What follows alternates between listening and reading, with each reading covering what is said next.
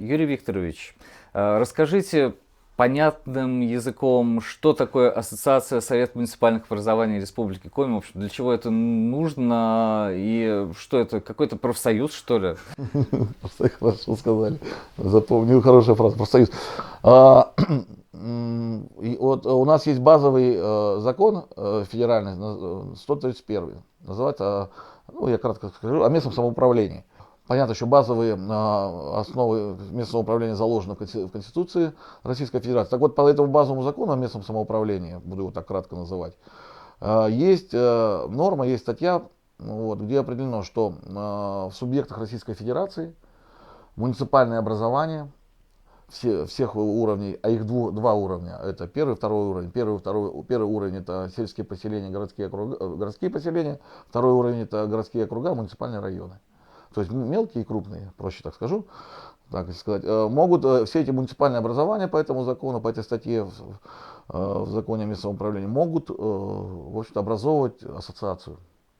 Таким образом, во всех субъектах Российской Федерации фактически образованы такие ассоциации Совета муниципальных образований, в которые входят все муниципальные образования. На данный момент у нас их 144 сельских поселения, 14 городских поселений, это у нас выходит 158, и 20 муниципальных образований второго уровня, городских округов и муниципальных районов. То есть выходит у нас порядка 178 муниципальных образований в Республике Коми, которые все входят в Ассоциацию Совета муниципальных образований. Вот, в общем-то, вот такая предыстория. И у нас, начиная, грубо говоря, с 2006 года, ассоциация действует на территории Республики Коми 2006 года. В общем-то, вот я еще раз повторюсь, объединила все наши муниципальные образования Республики Коми, вот, объединены вот в эту ассоциацию. Задача ассоциации Совета муниципальных образований очень простая, очень четко и ясно. Это взаимодействие между собой, чтобы эти муниципалитеты взаимодействовали по разным направлениям. Ну, давайте, вот что дает муниципалитет, зачем отдельно взятому муниципалитету участвовать? Да, это хороший вопрос. Значит, для чего нужно участие муниципалитета? Во-первых, это оно добровольное. На самом деле они могут и не участвовать при желании, но изъявили желание войти в ассоциацию все муниципалитеты. Что дает? Дает очень много. Значит, в первую очередь, это межмуниципальное сотрудничество. Тот момент, который на самом деле для нас очень важен. И для них тоже. Потому что, посмотрите, наша республика, на самом деле, если взять вот республику в том виде, каком есть, это уникальный субъект. Такой сегментированной республики нету в России. То есть на севере там, да, Инта, Воркута, шахтерские города, в центре там чуть ниже Печора, да, там энергетики, да, и все, что с речным судоходством связано, да, с Печорой, с рекой, газовики на Вуктыле, да, вот, два интересных оленеводческих района, там Ижма и Усыльма, да, при том, что один там коми-национальный, с особой традицией коми-национальной, другой старообрядческий, да, Усыльма, да, то есть русский с традициями, да, тоже большими историческими. Южнее у нас идет Ухта с газпромовскими, да, с газом, с переработкой, транспортировкой газа и транспортировкой нефти. Усинск, да, с добычей нефти. Вот дальше идет южные районы, да, которые занимаются лесопереработкой, ну, традиционно комбинациональной, да. То есть такой сегментированности у нас есть нефть, газ, уголь, переработка лесная, там, значит, еще и национальная республика. То есть, представляете, да, какие особенности у каждого муниципалитета, у 20 крупных муниципалитетов, и какие особенности у сельских поселений. Там, сельские поселения Печоры, предположим, сельские поселения там, Прилузского района. Руководители, муниципалитеты, они делятся своим опытом, своими особенностями какими-то при осуществлении там, значит, там, ведения какой-то деятельности. То есть опыт у всех разный. Вот. Это самая задача их объединить и чтобы они начинали общаться. Потому что не секрет, что именно общения зачастую не хватает, ну, обыкновенное общение нашим главам для того, чтобы там решать некоторые проблемы. Вот недавно мы проводили ВКС-ку, там у нас есть такой проект, называется «Правовая среда». Вот, у нас там юристы, значит, наш правовой центр тут есть у нас, и разговаривали там с главами на определенные темы. Были там 15 глав подключились к этой ВКС-ке, глав поселений. И удивительно, что там разговор больше шел не к нам в студию, а разговор шел между собой у них. Они начали делиться, например, для примера, своими, ну, там, какими-то проблемами. То есть там один говорит, у меня такая проблема, а там ему идет там, из другого района. Да я ее вот так вот решил, вот так и так. Понимаете, вот элемент, вот, ну, я так очень на пальцах объясняю примитивно, но вот именно общение. Плюс мы проводим обучающие семинары.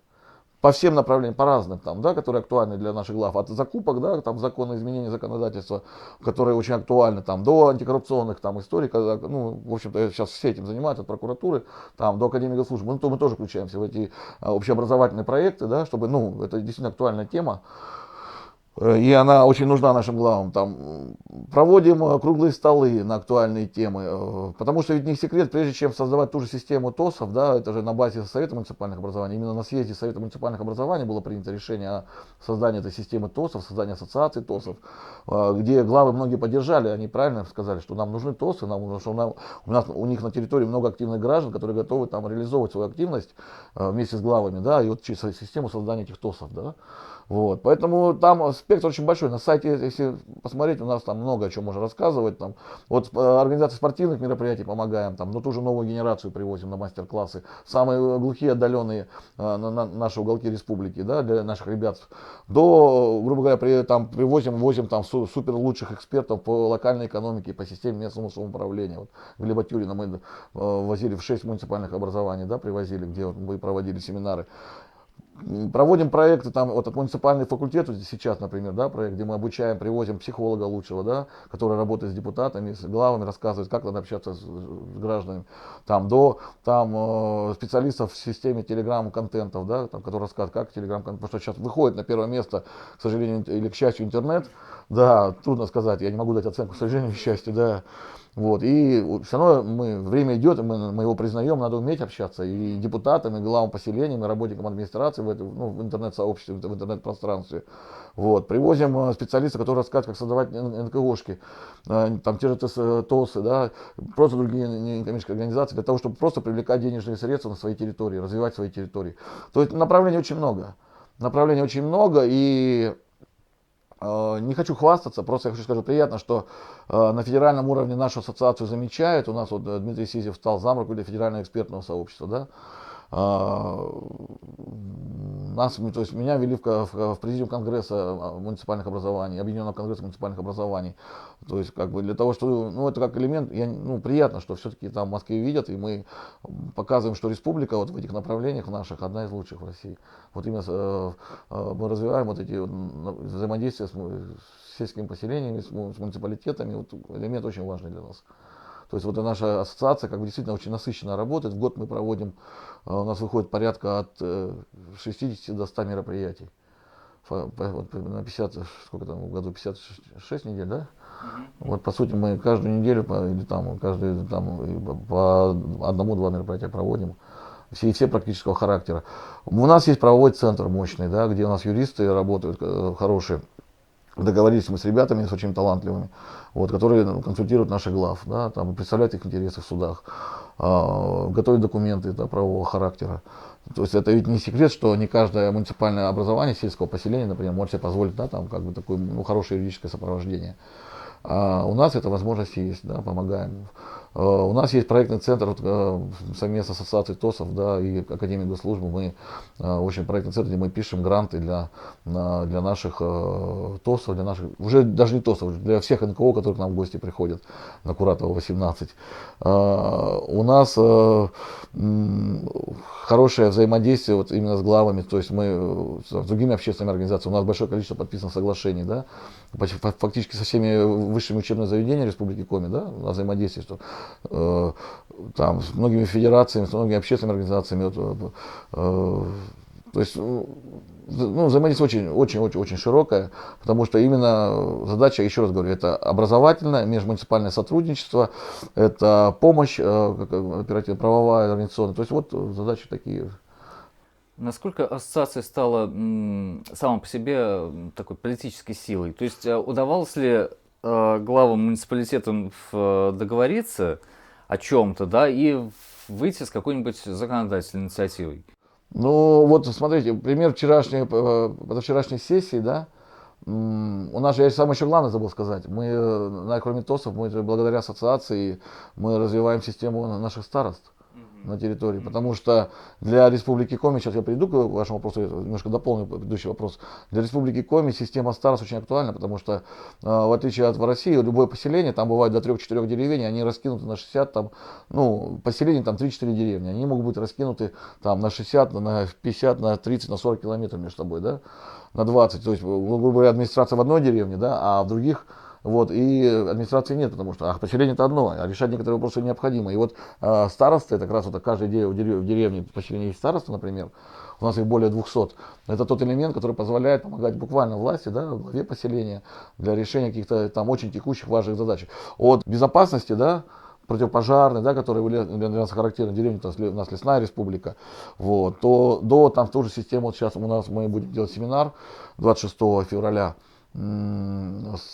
с Министерством природных ресурсов Республики Коми и с охотхозяйствами будем наших старост ориентировать на охотников, на охотуправление, чтобы могли более эффективно решать ситуацию с выходом волков на территории, да, чтобы наши старосты могли вовремя информировать, что в той или иной территории, там, в той или иной деревне, поселении появляются волки, да, чтобы и охотуправление реагировали и могли, в общем-то, там, ну, предпринимать меры соответствующие, да, то есть, для примера, то есть, вот именно вот наша система старост тоже одна из лучших, кстати, в России признана, потому что действительно мы и проекты законов там инициируем по льготам каким-то, да, чтобы какие-то мы могли помогать там от телефонной связи компенсировать, вот сейчас думаем, до там, не знаю, какие-то там вот еще льготы думаем, пока думаем там это, ну, да.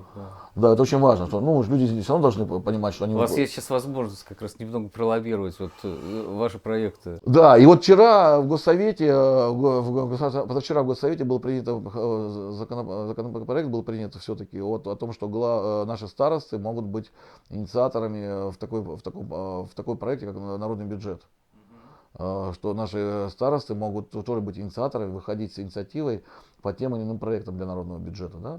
То есть люди, которые лучше на территории знают ситуацию, они могут, в общем-то, люди, пользующиеся авторитетом у себя на территории, могут спокойно выходить, общаться и предлагать тот или иной проект. Там, потому что много бывает проектов, выбрать, например, надо один, а бывает там предложение там, 5-6. И вот люди через обсуждение, через эти собрания принимают решения. И старосты у нас становятся в центре принятия этого решения, становятся активистами, которые действительно там убеждают, доказывают, тоже вот, имеют право, в общем-то, появляется у них право тоже не лоббировать, а именно предлагать. А еще какие идеи, вот вы сказали про телефонную связь, что еще? Ну, 21 век, а у нас многие вопросы, вот, то есть уже люди привыкли, да, к тому, что пользуются гаджетами, телефонами, даже там, даже очень серьезными гаджетами, да, там я вот даже удивляюсь, что у нас на глубинке люди даже иногда очень круче городских разбираются в этих историях, видимо, тяга такая серьезная, вот, но по этому вопросу стоит о связи, да, вот сейчас тоже мне приятно, что глава Республики Коми это услышал, и там, я так понимаю, что около 30 населенных пунктов будут, да, телефонизированы там, да, в ближайшее время вопрос, ну, приятно, что это, тоже вот эта проблема очень важна, да, слышу. Вообще проблем поднимаем много, и там проблем, и голос наш слышен, но он слышен, знаете, каким образом? Он слышен не с позиции какой-то там скандальности, какой-то там ультимативности, да, с позиции какой-то там, знаете, там резкости, радикальности. Нет, нас не видно, не слышим. Мы просто идем и решаем вопрос потихонечку. То есть надо найдем Минфин, там, да, есть возможность, есть. То есть надо, если нет возможности там у государства буквально помочь, что нет денежных средств, давайте эти проекты решать там через ТОСы, давайте эти проекты решать через народный бюджет, через обсуждение, что нужно. Вот 10 проектов, что актуальнее, и люди выбирают. Вот мы заходим именно в сферу взаимодействия внутри. А не задача там, знаете, нету вот этого, сразу поднимаем шум, в интернете смотрим, что это плохо, что это все безнадежно, там власть плохая. Нет, вот все-таки должна быть позитивная повестка даже в сложных моментах. Все-таки, еще раз говорю, критикуй, так предлагай. То есть, да, если есть проблема, то есть наши главы, вот они все равно. Хотя на самом деле вы поймите, что главы поселений, они это, как я всегда говорил, это грубо скажу, немножко так, это будет немножко не академично, но скажу, это та система власти, тот слой, который придавлен всеми. То есть федералами, регионалами, муниципальным районом, да, уже и поселенческий уровень, вот это так, уже последний уровень, который с населением, да, на горизонтали. И вот все придавлено. Вот, им очень тяжело, потому что они на передовой. Потому что если взять глав поселения, да, поселенческого уровня, сельского, представляете, это вот человек живет в деревне, да, он же ну, руководитель, управленец, он же каждый день видит своих, вот, он идет на работу, буквально видит. И они знают, что это глава, он знает, что это вот у него житель Иванов, Петров, Сидоров, в отличие ну, от других ветвей власти. То есть у них еще идет коммуникация неформальная, да, которая ежедневная. И очень сложно бывает, да, там люди, то есть приходится общаться и людям объяснять, что вот есть такие сложности, да, что нет денег в бюджете, там бывают сложности. Ну, хотя я считаю, что если главы достаточно есть активные, они, в общем-то, находят возможность как-то развивать свои территории, то есть свои поселения. Вот у нас есть там очень много интересных глав, таких ярких. Сергей Елдин в Прилузском районе, да, в Ношеле. Там еще расскажу про Оксану Помыслову, тоже по Споруби. Валентина Васюченко, да, у нас в Гаме, это Усть-Илимский район. Ну, много можно рассказывать, там, имен называть, вот, которые, в общем-то, не равнодушны и находят возможности там, находить дополнительные денежные средства, да, через вот, НКО, через ТОСы, через правильное распределение в народном бюджете, да, то есть они развивают свои территории. То есть много сделано, за последние 5-6 лет у них достаточно серьезные подвижки. Вот, в целом. Но в целом вы должны понимать, что главам очень сложно. Есть некое количество у них компетенций, полномочий, которые достаточно очень сложно финансово обеспечены. Понимаете, да? А органы надзора у нас не дремлют. Положено, сделай. Ну, можно делать, когда есть финансирование, да? Сложнее да, это реализовать, когда сложности финансов. И они по объективным причинам мы понимаем, что есть сложности по финансам. Ну вот ситуация такая в стране. Кстати, рассматривался законопроект о перераспределении налогов. В частности, насколько я помню, муниципалитетам предлагалось оставлять 100% от штрафов. Ну, это тоже ваших рук дело? Нет, это немножко не так. Это мысль общероссийская, она давно витает. Да, это, вы поймите, что вот сообщество да, муниципальное, если брать уже всероссийский уровень, там же проблемы одни и те же. И да, грубо говоря, даже хотя территории разные, да, если брать Краснодарский край, где там доходы, где муниципалитеты могут там серьезные налоги собирать, там есть там муниципалитеты, которые самодостаточные, и брать там север, там российский или северо-запад, да, или ну, нашу республику с вами, то там, дай бог, что 10-15% муниципалитет может собрать какие-то налоговые отчисления, да, остальное приходится ну, там датироваться, просить, выпрашивать там у района, у республики, ну понимаете, да? То есть ситуация, к сожалению, такая происходит. Вот. Поэтому проблема везде одинаковая. И проблема с изменением налоговой системы обложения от тех же штрафов, да, что осталось, она давно витает в России, да, то есть на федеральном уровне. Каждый конгресс, каждое общее собрание, там, съезд конгрессов, в общем-то, заканчиваются вот этими предложениями, независимо от какой субъект Российской Федерации это просит. Ну, в принципе, оно так и есть. Та же история с распределением землей, да, что, ну, как бы, единственное, что на самом деле у муниципалитетов есть, у сельской, это поселение, это земля, да, который можно, в общем-то, там получать какую доходность, тоже проблема номер один. Тут тоже бывает иногда, ну, очень, не то, что конфликт интересов, там, у района одно видение, да, на эту систему, поселение другое. Да, ну, то есть все хотят распоряжаться землей, потому что это реальные деньги, да, там за аренду. Вот, тоже. Та же ситуация, вот вы поймите, что развивать малый и средний бизнес на севере одно, и развивать его в Краснодаре, в Краснодарском крае, там в Ростове или в Ставрополе другое. То есть у нас север, он всегда был датируем, он всегда очень мощная была поддержка государства. Ну, вот так складывается, чтобы мы платим эту высокую цену за освоение севера, да, за эти территории. Это нормально. Даже сельское хозяйство, оно было датировано не потому, что там оно убыточно, потому что людей надо было чем-то занимать, люди должны были работать, люди должны были производить свою продукцию. Это нормальная история. Ну, и тот подход единообразный, такой, который, ну, вот, к сожалению, у нас бывает зачастую, он неправильный, да, все равно север он должен поддерживать. Помните, раньше даже при Советском Союзе были на продукты разные, там несколько этих было, стоимость одной и той же продукции была, там ценник, там 3 полосы было, 3 или 4 было региона, да, то есть не региона, а стоимость, ну, например, та же банка тушенки в средней полосе стоила там 30 копеек образно, да, на Урале она уже стоила 40, там прямо ценник был, на Дальнем Востоке она стоила уже 60. Ну, все прекрасно понимали, да, что доставить ее, что вот, ну, то есть подход был правильный. Сейчас вот это единообразие немножко нам усложняет ситуацию. Я потому что считаю, что наши северные территории, к ним должно быть отношение быть более внимательное, вот, более, ну, они должны быть, все-таки давайте проще, нам просто тут тяжело жить. сложные, ну, сложные там географические условия. Это зима это показывает. Показывает, да, просто там, даже лето там, все говорят, ну бывает, если даже жарко лето, оно жарко по-другому, чем в средней полосе, правда, да? Да, то есть у нас просто людям тяжелее жить тут, поэтому даже вот с этой позиции нам надо географические условия на порядок сложнее, вот, и поэтому все это проецируется на глав наших поселений. То есть они осуществлять даже функции сложнее. Плюс большие территории у нас, да. Это не плотная Россия, где действительно есть смысл там большие коммуникации, железные дороги, автомобильные дороги, да, там реки используются очень плотно. У нас это сложнее. Ну, просто расстояние огромное. Отсюда коммуникация, значит, стоит очень дорого, да, там привезти, довести, уехать.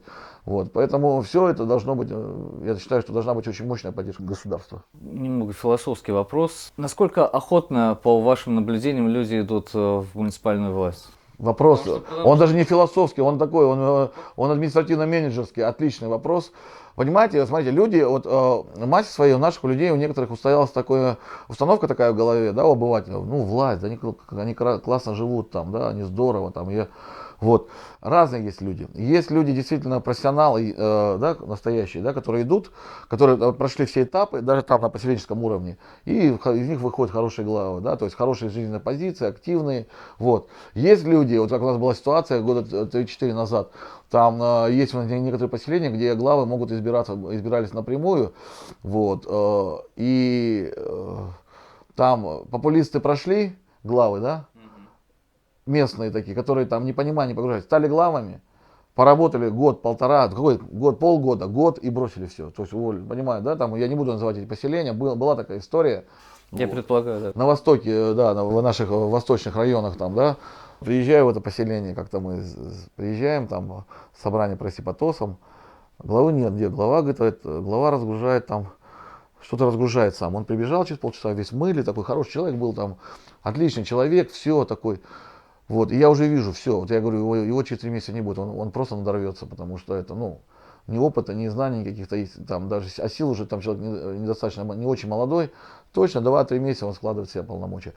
Еще раз скажу, что главы разные бывают по уровню, по желанию, по образовательному, по менталитету, да, то есть их можно там, грубо говоря, разделить, я как раньше писал, на 3 вида, да, глав поселения. Это есть опытные, хорошие, активные, есть опытные, хорошие, но не активные, которые уже знают, что как, почем, и примерно так баланс поддерживают там, да, то есть лишних движений не делают, но при этом это во вред не идет, но и развития особого нет.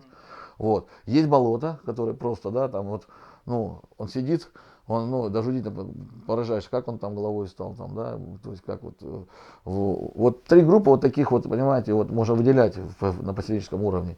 Вот. Но в целом, у нас, еще раз говорю, в целом это очень позитивная, хорошая среда, это люди, которые живут на своих территориях, любят свои территории. Все любят.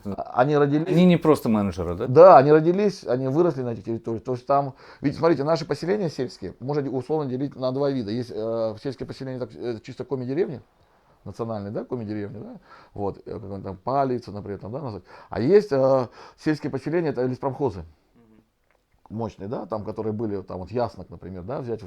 Это классическое сельское поселение леспромхозовское. Да, где вот был леспромхоз богатый. Что такое леспромхозы при советской власти? Это богатые, мощнейшие структуры, у них даже свои жилищно-коммунальные службы были на территории поселения. Да? И народ немножко, сам народ, не по главы, а народ на вот этих, на леспромхозовских поселениях, он немножко инфантильный. Но они привыкли жить хорошо, они привыкли, что много... Сельские поселения комбинациональные, они более самостоятельные. И там даже, вот я заметил, там даже, вот когда приезжаем к каким-то мероприятиям, с какими-то семинарами, даже люди им более интересны, они более активны, у них есть более желание там куда-то двигаться, даже поразительно, вот, ну, более даже приветливо. Вот я не хочу никаким образом обидеть, но понимаете, да? Вот. Почему-то вот так история сложилась. Соответственно, вот подход везде разный, да? То есть, еще раз говорю, даже внутри поселений сельских вот это вот идет дифференциация. Вот. Поэтому очень много зависит на самом деле от глав. От его энергии, от его взаимодействия с населением, от его взаимодействия с местными общественными лидерами. Они есть там всегда были, ломы, так называемые, лидеры общественного мнения, всегда есть в любом поселении. Вот. Это его взаимодействие с высшим уровнем, с муниципальным районом, да, например, да, как он выстраивает отношения. глава поселения это универсальный солдат, это универсальный менеджер. Это должен быть, он по сути будет и юристом, и экономистом, и психологом, и там массовиком-затейником, да, грубо говоря. Представляете, да, то есть человек какой должен. Вот почему я очень люблю наших глав, это действительно это сложная профессия, и они нуждаются в хорошей, серьезной поддержке нашего государства, ну, да вообще просто хотя бы, я считаю, что их надо просто отдавать им дань и уважение, да, лишний раз подчеркивать и, вот, и значимость и миссию наших глав. И ассоциация старается это делать. Да, вот мы задача лишний раз это поднять их статус, показать, что они важны, заставить их еще раз лучше между собой общаться, чтобы они же очень хотят, они очень хотят, им очень интересно общаться между собой, очень интересно. Они как губка и сами впитывают, и очень много дают. Там же есть очень опытные главы, которые действительно... Кстати, у нас многие главы поселений, да, это был некий социальный лифт даже, да, то есть они пошли дальше, там стали районами. Сергей Рубан, да, пример, он был главой сельского поселения Усть-Кулом, да, стал главой района, для примера, да, то есть вот, Ну, вполне справляется вроде. он не просто справляется, иногда просто Сергея жалко, он все через свое сердце пропускает это все. Вот я, ну, просто действительно человек, который там радеет, болеет за свою территорию, действительно человек, который, ну, не знаю, он очень старательный, очень надежный. Вот.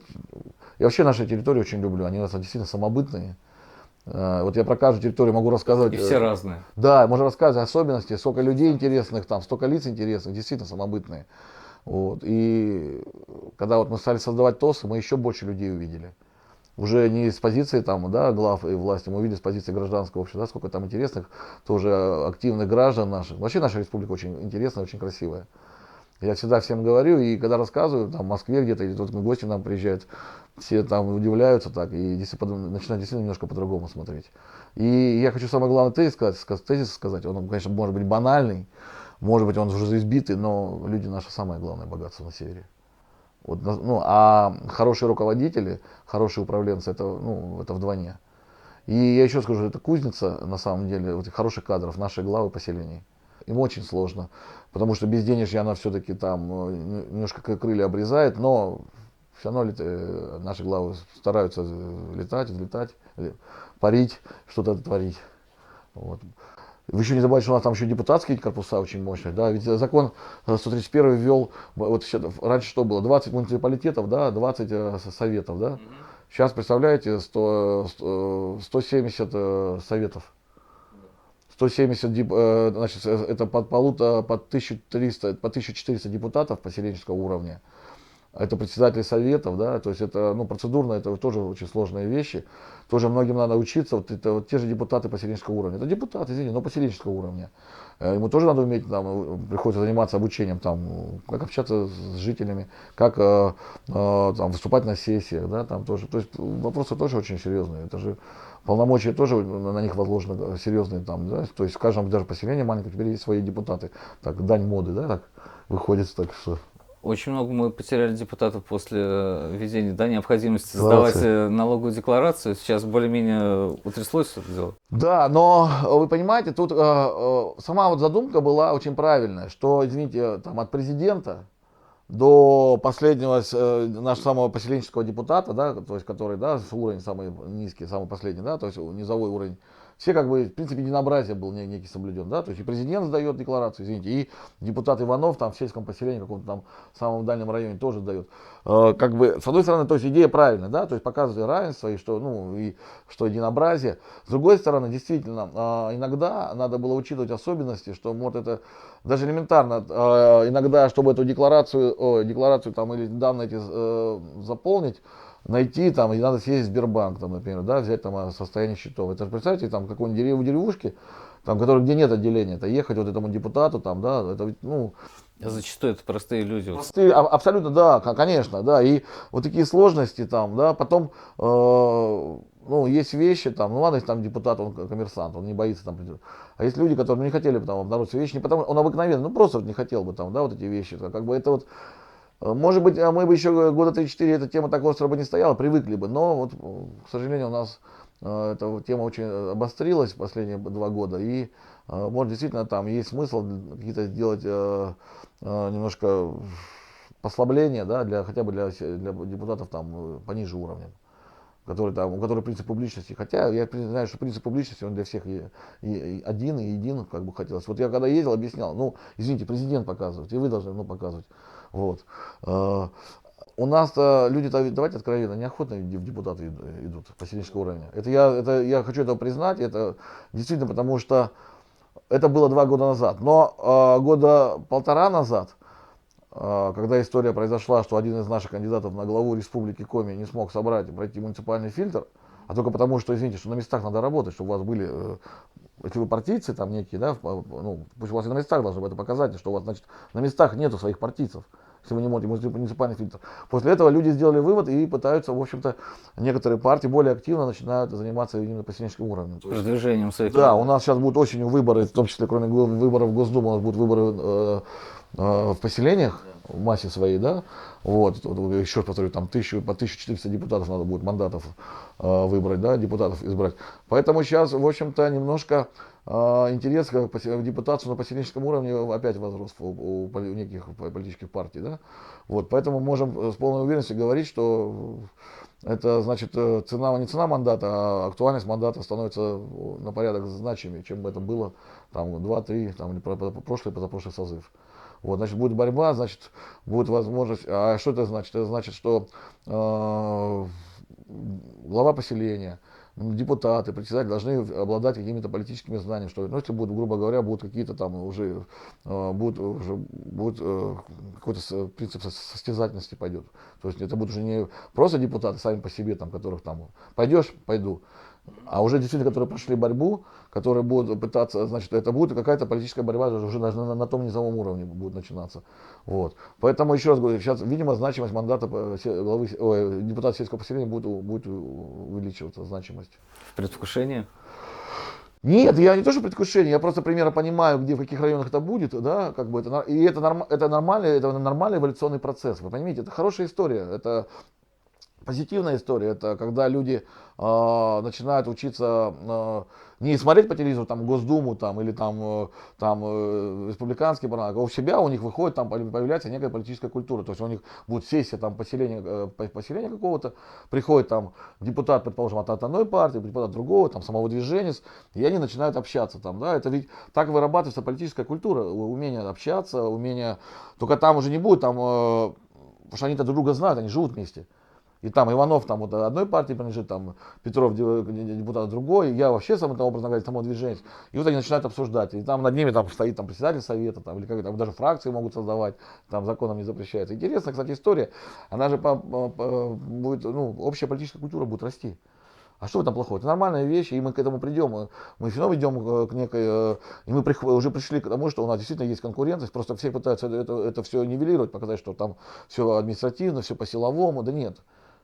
Ну, я откровенно говорю, что у нас реально идет там демократический процесс, и есть альтернативность, да, есть там люди друга слушают, там принимают какие-то решения, умеют принимать решения там при наличии даже разных партий, там какое-то согласованное. Это хорошая история, это хорошие процессы, поэтому и то, что они начинаются внизу, там это тоже хорошо. Напоследок поделитесь планами, ну не творческими, Может, хотя может быть и творческими. Какие планы ассоциации? Что, может быть, проект какие-то реализовывать в честь своего 15-летия? Да, у нас планы сейчас №1. Мы на самом деле последние 3 года очень сильно сузились, то есть мы не стали очень сильно разбраться. Вот у нас задача №1 это народный бюджет. Потому что большое количество участия и помогать в реализации этого проекта. Потому что большое количество на территории проходит собраний в поселениях, да, обсуждения. Вот, люди, то есть просто задача номер 1, чтобы эти собрания прошли интересно, пусть по-боевому, пусть горячо, пусть люди там обсуждают что-то, доказывают. Вот включиться в этот процесс. Мы уже 3,5 года как бы включены в этот процесс очень плотно. Второе направление это наш проектный центр совместно, еще раз говорю, с Ассоциацией ТОСов и Академией Госслужбы, где мы помогаем писать гранты, президентские гранты, получать гранты республиканские, отраслевые для наших ТОСов, для наших НКОшек. Третье направление это вот все-таки это наш правовой центр, где мы еще раз усиливаем нашу правовую поддержку, мощную юридическую сопровождение наших поселений. Вот. И 4-е направление это обучающее, это образовательное. направления, да, где мы, в общем-то, вот наш проект «Муниципальный факультет», который мы реализуем, да, где мы едем по республике, по муниципалитетам, учим наших глав, наших депутатов всех уровней, там, и районного, поселенческого, общаться с людьми, уметь создавать НКОшки, уметь работать в телеграм-сообществе, ну, и правовой грамотности, да, там, вот. Ну, и пятое направление – это наши старосты. Это наша гвардия, это наша территория на местах, потому что вакуума власти не должно быть там, где нету в поселениях, есть поселения в деревнях, где нету, там нет возможности в главе постоянно контролировать. Есть система старост, да, которая нам будет помогать, в общем-то, коммуницировать власти с населением. Население некрасивый термин, мне не нравится с жителями. Население очень, это такой Очень обобщенный. социологический, статистический термин. Хочешь оскорбить людей, назови их населением. Ну, еще круче только электорат. Электорат, ну, электорат это вообще это отдельная история. Вот поэтому вот эти направления нам они как бы очень интересны. При этом у нас возникает много проектов, мы всегда там помогаем, еще раз говорю, там от популяризации мини-футбола, там, да, вот новой генерации, там в Федерации футбола у нас проект подписан соглашение, мы ездим, возим, там, ребята, вот у нас в прошлом году было 15 выездов, да, в территории, там, от Пашги, там, до интернатов, да, всевозможных, до в Лусинске были, вот, до, там, грубо говоря, там, до каких-то культурных проектов, где мы тоже включаемся, помогаем, бываем и инициаторами этих проектов, организационно помогаем, включаемся в оргструктуры, да, по проведению, там, всевозможные, от культурных конкурсов, там, до, там, художественных, там, спортивных, еще раз говорю, поэтому проектов, ну, планов громадье. Но еще раз говорю, ну, вот эти 5 основных направлений, которые я перечислил, мы на них сейчас акцентируем внимание. Работа кипит. Ну, кипит, да, если есть возможность, заходить на наш сайт СМО 11. Там есть фотогалерея, там многие могут наши главы себя увидеть, очень много, большой фотоархив, много интересных лиц, проектов интересных. Заходите, смотрите, там все у нас есть, все видно. Спасибо. Спасибо вам большое.